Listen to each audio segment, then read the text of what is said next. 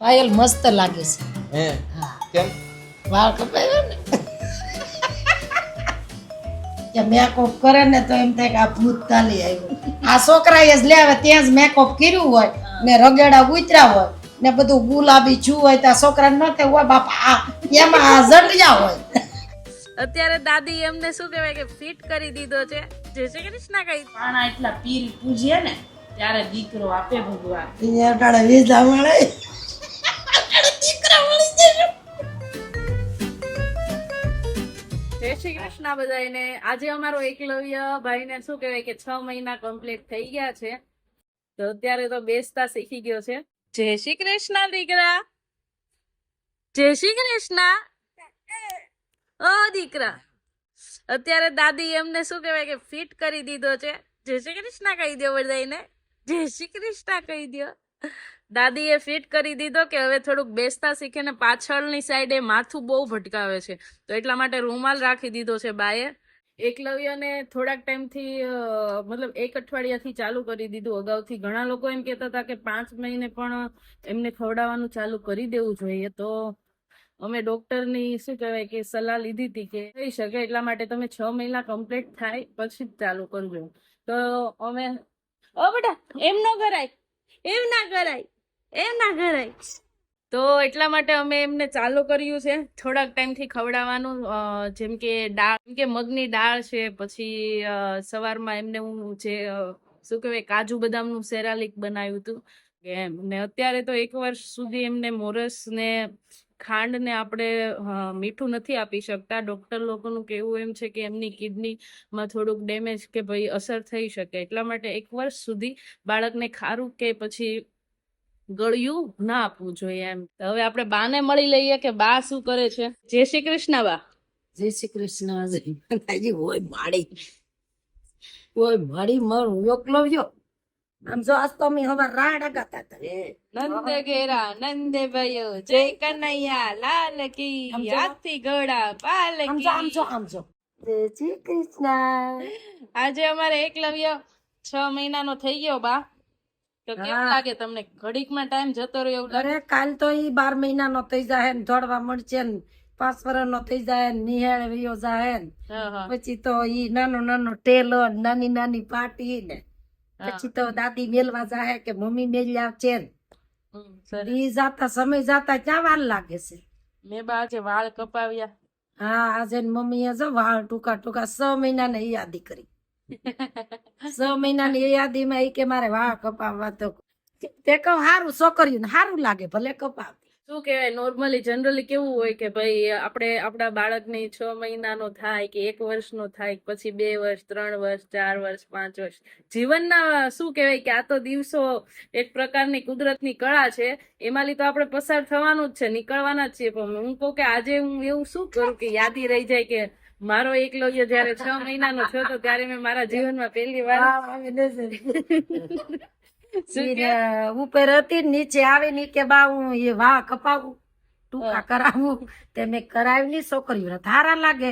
આપણે શોખ નથી કર્યો પણ આપણે બાયું ને છોકરીઓને કરાવાય હા હા તે ઈ યાદી એ કહેવાય ને અને શોખ પૂરો થઈ જાય. હા બીજું હું ના હોય એમાં હા ને છોકરીઓ કરાવે છે ને હમ. એમ. તે વાળ ઓલા કરાવ્યા ને હારા લાગે છે. આપણે જાગવું આવે ને તો એને પેલા હેર કટિંગ કરાવી નાખવું પછી વાત બધી. ઈ અટાણે ઈ ન્યા છે ને તો ઈ એમ કે બા તમે કોને એવો ડરેસ લઉં. હે હા તમે કેટલા ભાગશાળી. પૂછી ભાઈ કરે એટલે અમારા વખતમાં તો એવું કઈ નતું, પણ હવે બાઈઓ ને છોકરીઓને તો શોખ કરાવી યા વાળે ફેશન વહી ગઈ એટલે કઈ એવું રહેતું નથી. હવે જો કપડા, હા વાળ, વાહ મેકઅપ, પેલા પાવડર હતા નહીં ઈ નતા. હવે તો પાવડર ગયા ને મેકઅપ માં કોમ્પેક આવ્યું, ફાઉન્ડેશન આવ્યું, લિપસ્ટિક આવી. એવી તો અમને આવડે નહીં. ઓલા માયા કે મેકઅપ કરે ને તો એમ થાય કે આ ભૂત તાલી આવ્યું. આ છોકરાએ જ લે આવે ત્યાં જ મેકઅપ કર્યું હોય ને રગેડા ઉતર્યા હોય ને બધું ગુલાબી છું હોય તો આ છોકરાને ન થાય હોય બાપા આ એમાં આ જડિયા હોય બી જાય. તો પછી એમ ન થાય કે આ ભૂત તાલી આવ્યું. હજુ તો અમેરિકા જવાનું છે ઈ દુનિયામાં. એકવાર બા કે મતલબ અમેરિકાથી એક આંટી છે જે ફોલોવર હતા, વિડીયો જોવે છે અમારા, તો એમનો કોલ આવ્યો. તો એ બા કે હાલો ને આપણે ત્યાં ફરવા જઈએ, કે અહીંયા નથી જવું, કે આપણે સીધા ડાયરેક્ટ ત્યાં જ જઈએ, કે અહીંયા નાની જગ્યાએ નથી જવું.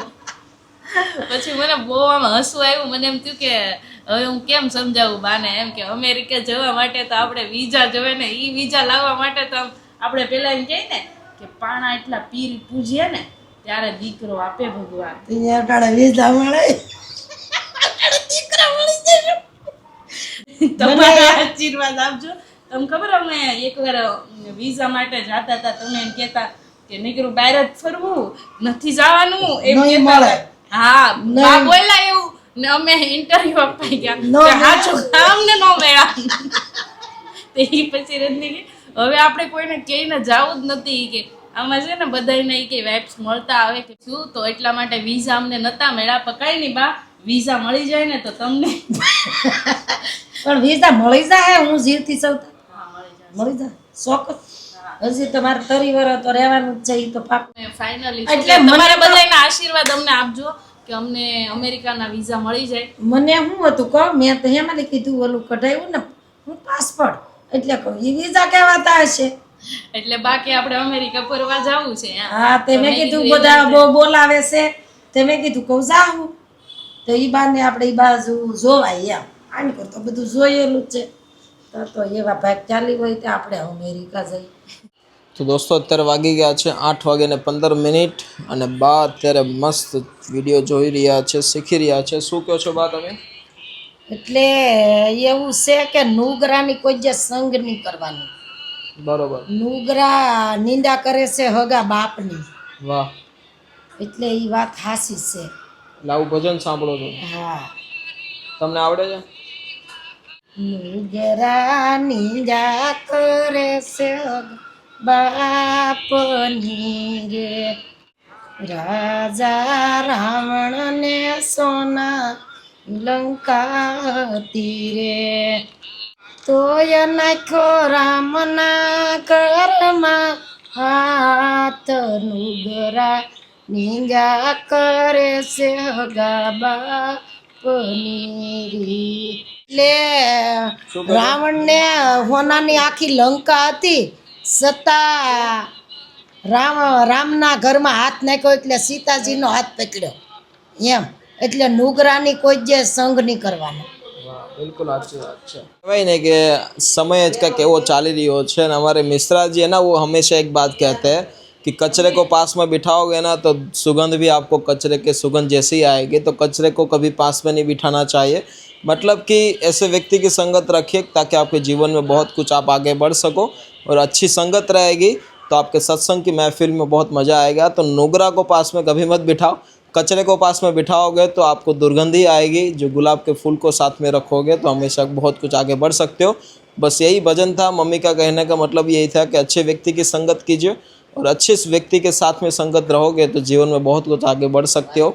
संगत का प्रभाव हमारे शास्त्र में बहुत बड़ा है, और सत्संग का दूसरा नाम ही है संगत, क्योंकि सत्संग, सत्य का संग रखोगे तो जीवन में कभी कोई तकलीफ मुसीबत आएगी तो आपको साथ में खड़े रहेंगे, और कचरे को साथ में रखोगे तो दुर्गंधी आएगी.